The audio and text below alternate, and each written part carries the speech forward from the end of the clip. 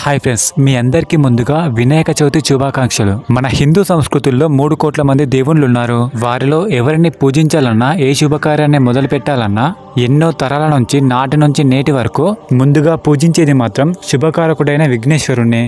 పుట్టగానే తన కన్న తండ్రి శిరస్సును ఖండిస్తే ఏనుగు తలతో తన జీవితాన్ని సాగిస్తూ తల్లిదండ్రుల్ని దైవంగా పూజించి పూజలు అందుకుంటున్న గణాధిపతికి మనం ప్రతి సంవత్సరం విఘ్నేశ్వరుణ్ణి విగ్రహాల రూపంతో పూజలు అందిస్తూ ఉంటాము. భారతదేశం అంతటా జరుపుకుంటున్న ఈ వినాయకుని పండుగ అసలు ఎలా ప్రారంభమైంది అన్న విషయానికి వస్తే పూర్వం 171 BC నుంచి 1190 AD వరకు ఆ మధ్యకాలంలో అప్పటి రాజులైన చాళుక్యులు, శాతవాహకులు ఈ వినాయక చవితి పండుగను అత్యంత ఘనంగా జరుపుకునేవారు.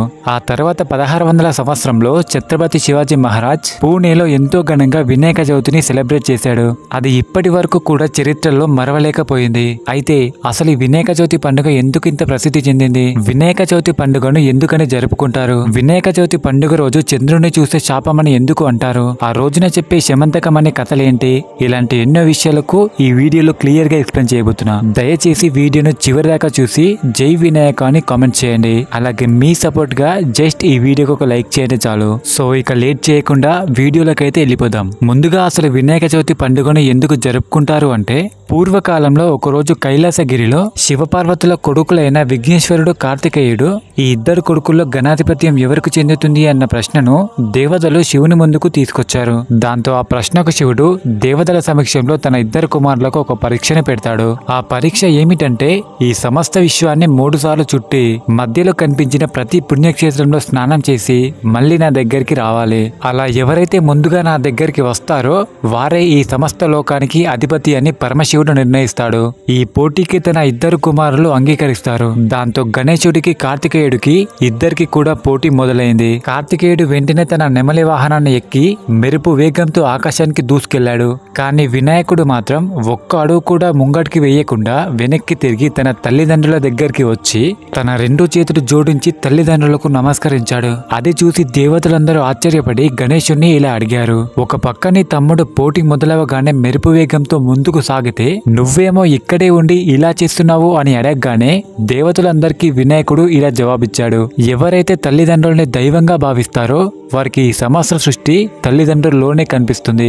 ఇక వారి చుట్టూ చేసే ప్రదక్షిణలు ఈ విశ్వంలో ఉన్న ఫలితాల కంటే తక్కువ కాదు అంటూ వినాయకుడు దేవతలకు సమాధానమిచ్చాడు. అలా వినాయకుడు పోటీ మొదలవగానే తన తల్లిదండ్రుల చుట్టూ 3 ప్రదక్షిణాలు చేసి చేతులెత్తి నమస్కరిస్తాడు. అలా మరోవైపు కార్తికేయుడు విశ్వానంతా చుట్టేసి 3,50,000 నదుల్ని సందర్శించాడు. అయితే కార్తికేయుడికి ఏ నది దగ్గరికి వెళ్ళినా వినాయకుడు అంతకు ముందే ఆ నది దగ్గరికి వచ్చి వెళ్ళినట్టుగా కనిపించాడు. అది చూసి కార్తికేయుడు చాలా ఆశ్చర్యపడిపోయాడు.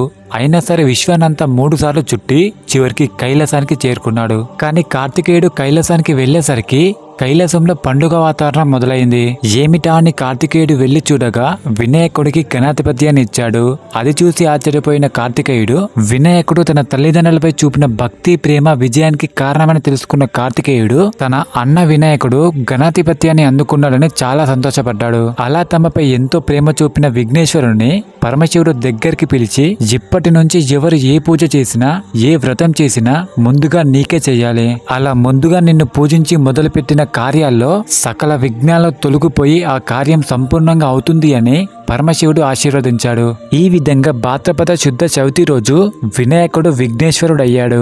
ఈ కారణంగానే భాద్రపద శుద్ధ చవితి రోజు వినాయక చవితిని మనం జరుపుకుంటాం. ఇక మరొక ప్రశ్న, వినాయక చవితి రోజు చంద్రుణ్ణి ఎందుకు చూడొద్దు అని అంటారు? దీని వెనుక ఒక కథ దాగి ఉంది.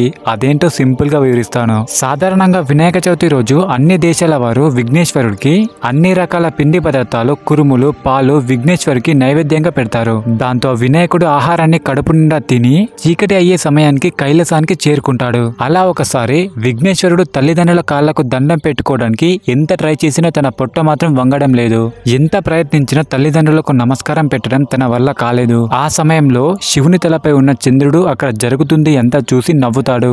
దాంతో చంద్రుని చూపు చూడగానే విఘ్నేశ్వరుని పొట్ట పగిలిపోయి లోపలున్న ఆహారం మొత్తం బయటకొచ్చి విఘ్నేశ్వరుడు చనిపోతాడు. అదంతా చూస్తున్న పార్వతీదేవి తన కుమారుడు మరణించాడని ఏడుస్తూ పార్వతీదేవి చంద్రుని వైపు చూస్తూ నీ చూపు వల్ల నా కుమారుడు మరణించాడు అని పార్వతీదేవి కోపంతో చంద్రుణ్ణి నిన్ను చూసిన వాళ్ళు పాపాత్ములయ్యి అష్ట కష్టాలు పడతారని శపిస్తుంది. దాంతో ఈ విషయం దేవతల మూర్తి అయిన విష్ణుమూర్తికి తెలిసి అక్కడికి ప్రత్యక్షమై వినాయకునికి ప్రాణాన్ని పోసి తిరిగి బ్రతికించి అమరత్వాన్ని ప్రసాదిస్తాడు. అప్పటికే పార్వతీదేవి చంద్రుణ్ణి ఎవరు చూసిన పాపమే అని తెలుసుకున్న దేవతలందరూ ఆందోళనతో పరుగున అక్కడికి చేరుకొని పార్వతీదేవితో ఇలా అన్నారు. తల్లి నమస్కారం, ముందుగా మీరు శాంతించండి. మీరు ఇచ్చిన ఈ శాపం లోకానికే ముప్పు. దానివల్ల ఈ లోకానికి చాలా అనర్థాలు జరుగుతాయి. దయచేసి మీ శాపాన్ని వెనక్కి తీసుకోండి అంటూ దేవతలందరూ బ్రతిమలాడతారు. దేవతలందరూ బ్రతిమలాడేసరికి పార్వతీదేవి వారితో ఇలా అంటుంది. నా ఆగ్రహానికి గురైన చంద్రుని శాపానికి విమోచన చేయలేను, కానీ ఒక చిన్న మార్పు చేయగలను. ఏ రోజైతే చంద్రుడు నా కొడుకును చూసి నవ్వాడో ఆ ఒక్కరోజు మాత్రం, అంటే భాద్రపద శుద్ధ చవితి రోజు ఈ శాపం ఫలిస్తుంది. అలా వినాయక చవితి రోజున చంద్రుణ్ణి చూడొద్దు అని చెప్తూ ఉంటారు. పురాణాల ప్రకారం ఒకరోజు శ్రీకృష్ణుడు వినాయక చవితి రోజున చంద్రునికి ఉన్న శాపం గురించి నారద మహర్షి చెప్పాడు. అయితే శ్రీకృష్ణుడు పొరపాటున భాద్రపద శుద్ధ చవితి రోజు అంటే వినాయక చవితి రోజు చంద్రుణ్ణి చూస్తాడు. దీంతో శమంతకమణి అనే విలువైన రత్నాన్ని దొంగిలించాడని తప్పుడు ఆరోపణ ఎదుర్కోవాల్సి వస్తుంది. ఆ తప్పుడు ఆరోపణ ఎదుర్కొన్న శ్రీకృష్ణుడిని చూసి నారద మహర్షి భాద్రపద శుద్ధ చవితి రోజు శ్రీకృష్ణుడు చంద్రుణ్ణి చూశాడని, అందుకే తప్పుడు ఆరోపణతో శపించబడ్డాడని చెప్తాడు.